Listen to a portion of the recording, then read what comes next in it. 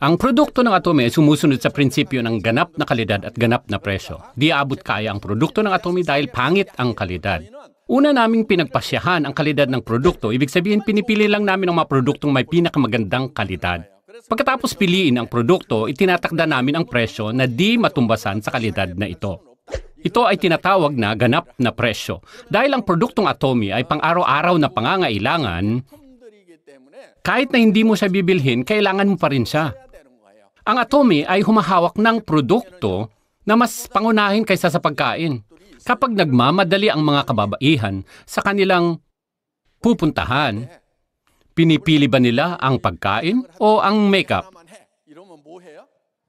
Hindi nakakalimutan ng mga babae ang mag-makeup kahit hindi na kumain. Sa madaling salita, mas kailangan ang makeup kaysa sa pagkain. At kahit na may utang ka at hinahabol ka ng mga pinagkakautangan mo, huhugasan mo pa rin ang iyong buhok ng shampoo, hindi ba? Ang gusto kong sabihin ay, ang mga produkto ng Atomy ay pang-araw-araw ng mga pangangailangan. Ngunit ang mga produktong ito ay mas maganda ang kalidad at mas abot kaya kaysa sa ibang tatak. Kaya walang dahilan kung bakit hindi mo gagamitin ito. Ngayon, kailangan yung magdesisyon. Sa totoo lang, kaunti lang ang mga tao sa mundo ang mapagkakatiwalaan. Ngunit, kung wala kang pagkakatiwalaan, hindi ka rin magtatagumpay. Sa totoo lang, kailangan mo munang pagkatiwalaan ang iyong sarili. Sa kasawiang palad, maraming tao ang di nagtitiwala sa kanilang sarili. Ang ibig kong sabihin ay lahat kayo na nandito ay kailangang maging eksperto sa mga produkto ng Atomy. Mapagpapasyahan mo ba kung ang mga produktong ito ay maganda o hindi pagkatapos gamitin ang mga ito? Oo, kaya mo. Mapagpapasyahan mo ba kung ang presyo ay abot kaya o hindi? Oo, kaya mo. Ibig sabihin na maaari kang maging eksperto bilang mga mamimili. Kung iniisip mo na ang produktong Atomy ay mas mura kaysa sa ibang produkto, ang kailangan mo lang gawin ay sabihin sa ibang tao. At sabihin mo sa iba kung gaano kaganda ang mga produktong ito. Ang ganda ng negosyong Atomy ay di ang pagbibenta ng ating mga produkto. Nagsisimula ito sa paggamit ng mga produkto. Kailangan mong gumawa ng grupo ng mga mamimili na gumagamit ng mga produkto. Kailangan yung mag-imbita ng mga miyembro ng iyong union at ang mga tao na nasa ibaba mo ay magpapatuloy sa paggamit ng produkto dahil maganda ito at abot kaya, nararapat at legal na makatanggap ka ng bayad mula sa kumpanya. Dahil sa pagbuo ng grupo ng mga mamimili dahil nagpapasalamat ang kumpanya sa iyo. Ito ang nararapat na premyo sa iyong pagsisikap, ngunit karamihan sa mga tao ay nahihiya kapag nasasabihan sila na magbenta ng mga produkto sa ibang tao. Kung isa ka sa mga taong ito, wala ka dapat ipag-alala. Ang ating negosyo ay di tungkol sa pagbibenta ng mga produkto. Ang kinaganda ng negosyong ito ay pagkonsumo. Kung maganda ang produkto at abot kaya, ang gagamitin mo ba ito o hindi? Kung gayon, ang kailangan mo lang gawin ay paliwanag ang produkto sa iba, na ang produkto ay maganda at abot kaya at gagamitin din ng mga taong iyon ang produkto. Kaya mahalaga na gamitin mo muna ang produkto. Kung sasabihin mong maganda ang produkto at hindi mo pa ito nagagamit, makikita agad ito sa iyong mukha. Kaya kailangan mo munang gamitin ang mga produkto. At ibahagi ang iyong naramdaman sa paggamit ng produktong ito. Sa Atomy, walang bayad sa pagpasok kung saan mapipilitan ka na bumili ng halaga ng mga produkto. Karaniwang sa network marketing, maraming mga kumpanya ang may pangangailangan na bumili ng mga produkto. Oo, legal. Ngunit ano ang resulta nito? Bibili ka ng mga produkto na nagkakahalaga ng $1,000 hanggang $2,000 para makakuha ka ng tubo sa negosyo, hindi ba? At di magtatagal at magdadala ito ng kasiraan sa iyong negosyo. Kung kaya, walang bayad ang pagpasok sa Atomy. May isa pang bagay na ginagawa ng mga kumpanya. Nagtatakda sila ng halaga kung saan magkano ang kailangan mong bilhin upang magkaroon ka ng karapatan na tumanggap ng kita. Ang karapatang tumanggap ng kita ay napapanatili kaya nagaganyak ka mag-imbak ng mga produkto na di mo kailangan upang mapanatili ang iyong karapatan na tumanggap ng kita. Kaya nagiging mabigat sa mga kontraktor. Lalo na kung meron ka pang naiiwang mga produkto nung nakaraang buwan, kung kaya walang ganung kailangan sa Atomy. Ngayon, baka nagtataka kayo kung magkano ang kailangan mong ibenta upang makatanggap ng bayad. Sa pamantayan, ang isang tao ito gumagastos ng tinatayang 100,000 PB. Yan ay tinatayang $200 na halaga ng mga produkto. Kung pupunta kayo sa mga discount store at bibili ng mga bagay na ito, kailangan mo ang mga toothpaste, toothbrush, shampoo, ramen at iba pang mga pang-araw-araw na pangangailangan. Magkano ang halaga nito? Ito ay magkakalaga ng 800 hanggang $1,000 bawat buwan, hindi ba? Ngunit wala ang atomy ng lahat ng mga produkto sa mundo. Kung kaya, kinalkula namin ang gastos na karaniwang tao na $200. Ang mga mamimili na gumagamit ng magandang produktong pangkalusugan ay bumibili ng tinatayang $600 bawat buwan sa ating kumpanya. At kung ang buong pamilya ay gumagamit ng ating produkto, ito ay magkakalaga ng 100,000 hanggang 300,000 PB. Di maiwasan dahil bawat isa ay may pang-araw-araw na pangangailangan, di ba? Kailangan mong bumuo ng consumer base na tinatayang 50 pamilya sa iyong kaliwang paa at 50 na pamilya sa iyong kanan. Kung maabot mo ito, kikita ka ng 2,000 hanggang $4,000. Kung gayon, magiging sales master ka, ang unang ranggo. Kung meron kang 50 hanggang 100 pamilya sa bawat paa, automatikong kukonsumo sila bawat buwan, di ba? Kung maubusan sila ng shampoo ramen, bibili sila uli. Ano ang mangyayari kung meron kang 50 pamilya sa bawat paa na automatikong bumibili ng mga produktong kailangan nila? Kung nagamit na nilang lahat ang kailangan nilang produkto, parang di nauubos na tubig ng bukal. Ang kanilang PV ay automatikong magdadagdag. Kung maaabot mo ang puntong ito, ikaw ngayon ay magiging auto sales master. Upang patuloy na makakatanggap ng bayad mula sa sistemang ito, ang unang kailangan mong gawin ay bumuo ng grupo ng mga mamimili na tinatayang 50 pamilya bawat paa. Ngunit baka isipin nyo, wala man lang ako kakilalang 50 tao. Subalit ito ay isang bagay na di mo ginagawang mag-isa. Ito ay isang bagay na ginagawa mo sa isang koponan kasama ang ibang tao. Kung kaya, posible na makakagawa ka ng grupo ng mga mamimili ng 50 hanggang 100 pamilya sa bawat paa. Alam ko, habang nakikinig kayo sa akin, marahil mararamdaman mong wala kang talentong makipag-usap sa dayuhan. Magbenta pa kaya ng mga produkto sa kanila? At marahil di mo makikita ang mga taong ganito sa paligid mo. Marami akong nakikitang sumasang-ayon sa akin ngayon. Ngunit, di nyo kailangan mag-alala. Kahit ang negosyong ito ay kahalintulad ng direct selling, ito ay naiiba. Sa negosyong direct sales, kailangan mong magaling magbenta. Ngunit sa network marketing, di mo kailangan magbenta ng kahit ano. Ayaw mo magbenta, di ba? Di mo kailangan magbenta ng kahit ano. Ang kailangan mo lang gawin ay gamitin ang mga produkto at kailangan mong dalhin ang mga tao malapit sa gumagamit ng atomy. At i-connecta ang mga tao sa mga mamimili na gumagamit ng produkto. Ito lang ang kailangan mong gawin. At kalkulahin ng computer at babayaran ang iyong sweldo. Marahil, sunod mong tatanungin, paano ko hihikayatin ang mga tao? Hindi ako magaling magsalita. Ngunit kailangan mong ipagpatuloy mabuhay, di ba? Madaling walang gagawin. Ngunit di mo magawa, di ba? Di ka rin magaling magsalita. Buti na lang may solusyon. Ang kailangan mo lang gawin ay dalhin sila dito. May mas maikling paraan upang magtagumpay sa atomy.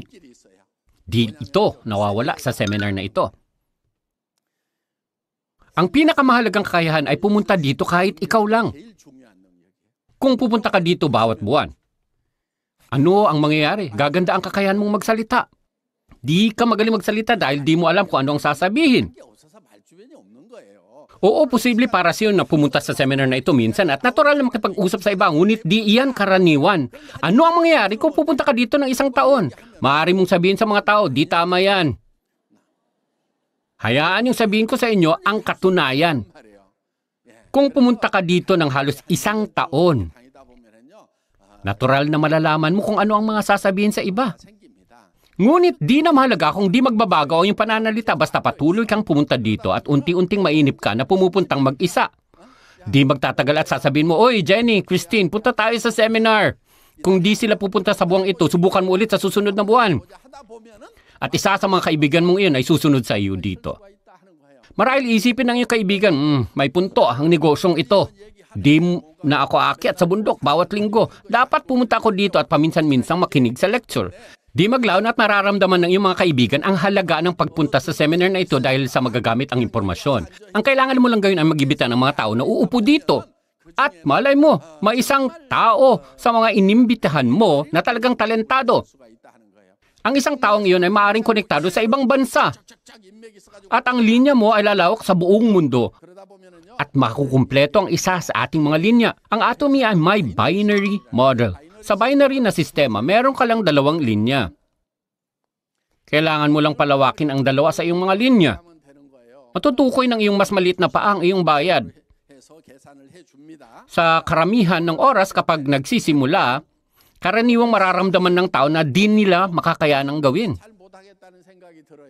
Kung gayon, ang kailangan mo lang gawin ay umupo dito. Hanggang kailan? Di ka titigil, patuloy ka lang uupo dito. Kung pumupunta ka ditong mag-isa, mag-imbita ka ng isa sa iyong mga kaibigan. Kadalasang ang di gaanong matalino ay may ibang di gaanong matalino sa paligid niya. Karamihan sa mga tao ay nakikisama sa mga katulad nila. Kung ito ay sistema na ang mga matatalino lang ang magtatagumpay, marahil mahirap para sa mga taong di matalino. Ngunit sa Atomy, di mo kailangang maging matalino. Halimbawa, sabihin nating di ka gaanong matalino. Kaya sino ang mga kasama mo, mga di gaanong matalino?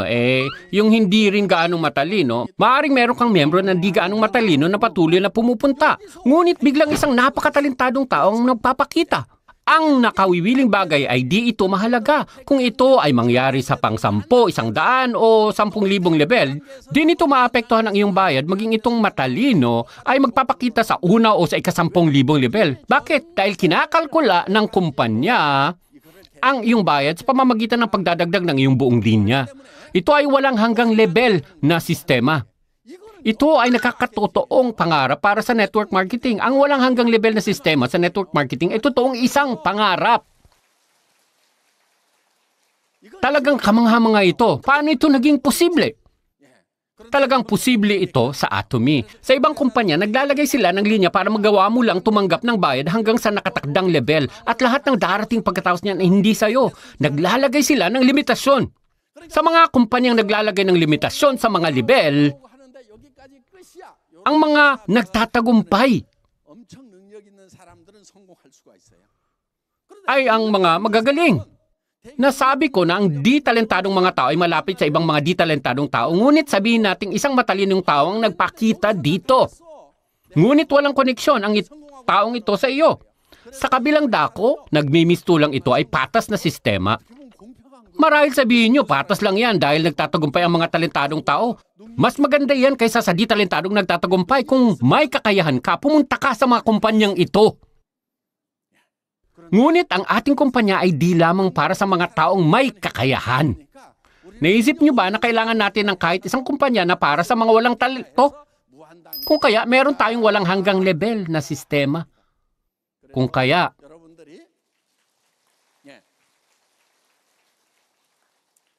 hindi ka sumusuko sa Atomy at nagpupunyagi, di maglaon ay magtatagumpay ka. Ito ay tungkol sa kailan. Kung meron kang Star Master sa dakong ito, na magtatagumpay ka ng mabilis. Ngunit baka meron kang di gaanong matalino sa buong linya. At biglang ibabang ito ay meron kang matalino. Ang kailangan mo lang ay ang ganitong pasensya. At talagang magtatagumpay ka. Dagdag pa dito tayo isang Global One Marketing na kumpanya. Ang linyang ito ay hindi lang sa Korea. Ibig sabihin lahat ng mga miyembro sa US, South America, China, India, at Europe ay magiging konektado. Hayaan niyong ipaliwanag ko. Ang kailangan mo lang ay isang code ng miyembro mula sa isang bansa. Sabihin nating isang Korean ang nandito, ngunit ang Koreang ito ay maaaring magrehistro ng isang Amerikano, at ang Amerikanong ito ay magrerehistro ng Cambodian, at ang Cambodian ay maaaring magrehistro ng isang Hapon, at ang Hapon ay maaaring magrerehistro ng isang Singaporean, at ang Singaporean ay maaaring magrerehistro ng isang Canadian o Mexican sa ilalim niya. Kaya ito ay isang Global One Marketing na sistema na binibilang ang bawat isa. Ito ay isang kamanghamanghang bisyon. Tayo ay naninirahan sa isang mundong global, hindi ba? Napakaraming mga Koreano na lumalabas ng Korea, di ba? Marahil isipin yung puno na ang Korea. Bawat isa ay miyembro na, kaya wala na akong nilalagay sa aking ilalim. Huwag kayong magalala, napakarami pang oportunidad sa ibang bansa. Kung kaya, nakakapagsimula pa kayo ng Atomy sa Korea, ngunit maaring sumabog ito sa ibang bansa anumang oras. Nakatakda na ang sistema ng Atomy. Alam nyo ba ang pinakamalaking balakid? Ang iyong puso. makikita mo ang potensyal ng Atomy. Ang negosyong ito ay di tungkol sa iyong talento, ito ay tungkol sa sistema ng Atomy. Kung ito ay isang sistema kung saan magtatagumpay ka lang sa pamamagitan ng pagbibigay ng lecture na katulad ko, sigurado ako na halos 90% sa inyo ay susuko. Ngunit di nyo kailangan magbigay ng lecture. Kailangan nyo lang magdala ng tao na upo dito sa ating lecture hall. At mag-iimbita rin ang iba ng kanilang mga kaibigan. Magtatagumpay ka sa paggawa lamang nito. Kung ipagpapatuloy nyo ang linya nyo na ganito, ang isang araw papasok ang magaling na tao sa iyong linya. Sasabihin natin nabibigay sila ng napakagandang talumpati tungkol sa Atomy. Ikakalat nila ang mga video sa YouTube sa kanilang paligid. Maaaring may isang batang magpapalawak ng kanyang linya sa buong mundo. Posible ba ito o hindi? Siguradong posible. Hindi natin hinahamon ang ating sarili dahil 100% ang ating tiwala. Kahit na ang posibilidad ng tagumpay na mababa, hinahamon natin ang ating sarili dahil sulit itong gawin. Kung kaya, hinaharap natin ang hamong ito. Maging matapang kayong lahat. Ang katapangan ay di pagiging manhid sa takot. Ang katapangan ay pagharap sa takot. Walang kwenta ang kabiguan. Ang Atomy ay di humihingi sa inyo ng pera. Hindi natin sinasabi na kailangan yung bumili ng libo-libong dolyar ng mga produkto. Hindi nyo kailangan gumawa ng kahit ano. Ang kailangan nyong gawin ay gamitin ang mga produktong Atomy at sasabihin sa iba kung gaano kaganda ang mga produkto. Kailangan nyo lang palitan ang mga produktong binibili nyo sa mga discount store, TV home shopping at internet shopping mall. At makikita nyo ang mga produktong Atomy ay iba sa mga produktong dati nyo ginagamit. Binabahagi nyo ang mga benepisyong ito sa ibang tao. Maganda at abot kaya ang mga produktong Atomy. Wala silang pisikal na tindahan o mga patalastas. Nag-iipon sila ng pera at binabayaran nila ang komisyon ng mga kontraktor. Kaya gamitin natin ang mga magandang produkto at yumaman habang ginagawa natin ito. Kailangan mong sabihin ang mga bagay na ito sa nasa paligid mo. Sa tingin mo ba ay makikinig sa iyo ang mga tao? Di na mahalaga kung di sila makinig sa iyo. Bakit? Kailangan mo lang ang ilang mga tao na makikinig at ang ilang mga taong ito ay magdadala ng tao. Kaya gusto kong hikayatin kayong sabihin lang sa mga tao sa paligid nyo. Sabihin nyo lang sa kanila ang tungkol sa produktong Atomy at bahala na ang nakikinig na magpasya kung sasali sila o hindi. Ito ay tinatawag na batas ng sariling kaisipan. Kung iniisip nyo lang ang prinsipyong ito, malalaman nyo ang lahat sa negosyong ito. Nasa inyo nang makipag-usap sa ibang tao. Ngunit, kaninong desisyon ang pagsali sa Atomy o bumili ng produktong Atomy pagkatapos nyo makipag-usap sa iba? Nasa kanila na. Di nyo makokontrol ang kalooban ng ibang tao. Kaya ang kailangan nyo lang gawin ay makipag-usap sa iba. Karamihan sa mga tao na nagsasabing mahirap ang negosyong ito, ang mga taong nag-aalala tungkol sa sagot ng mga tao. Gising sila buong gabi, kaya kung gigising sila ay pagod na. Wala silang ginawa, ngunit pagod na sila. Ngunit ang katotohanan na maaaring isipin nyo ay mas siguradong makikinig. Ngunit kung makikipag-usap kayo sa kanila ay maaaring di sila makikinig. O kaya maaaring isipin nyo na may isang mainitin ang ulo kaya di sila makikinig. Ngunit nakipag-usap ka sa kanila at maaaring pakikinggan ka. Kung kaya't di natin dapat hulaan o pangunahan ang sagot ng iba. Huwag niyong bigyan ng pangalan o husgahan ang sagot ng ibang tao. Ibig sabihin di nyo dapat husgahan ang tao na di sila makikinig dahil di nyo malalaman ang nilalaman ng puso ng isang tao. Kung kaya kailangan nyong makipag-usap sa mga tao. Kapag naipaalam nyo sa kanila ang tungkol sa Atomy, di nyo malalaman kung kailan sila sasagot sa inyo. Sa pagdaan ng panahon, magbabago ang sitwasyon. At maaaring magbabago ang kaisipan ng taong iyon.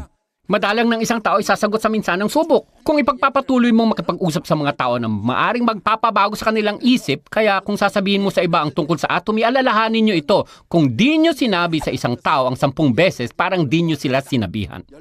Kaya kailangan yung sabihin ang tungkol sa Atomy ng 10 beses. Sa halip na subukang hikayatin ng isang tao ng 1 beses, kailangan yung tahakin ang matatag na daan na parang tubig na patuloy at matatag na tumatama sa bato. Kikita ako ng $100,000. Maganda ang mga produktong ito at abot kaya. Gusto mo bang sumama sa akin sa seminar? Maaaring sasabihin nila na busy ako, di ako makakapunta. Dapat sabihin nyo, okay, siguro sa susunod at sasabihin nyo ulit sa susunod. Nakakasalamuha ang maraming tao na kumikita ng 50 hanggang $100,000 kada buwan. Kamanghamanghang sistema, parang ibang mundo. Kung di sila sasagot sa iyo, subukan mo ulit sa susunod. Nakita ko talagang isang tao na kumikita ng $100,000 kada buwan. Kung ipagpapatuloy nyo ito at magpupunyagi, kung tama ang panahon, magbabago ang kanilang isip. At may isa pang napakagandang bentahe dito sa Atomy. Sa Atomy, may hangganan kung gaano kalaki ang kikitain mo. Kaya tinakda ang Atomy upang kung kumikita ka ng $100,000 kada buwan, di ka nakikita ng higit pa dito.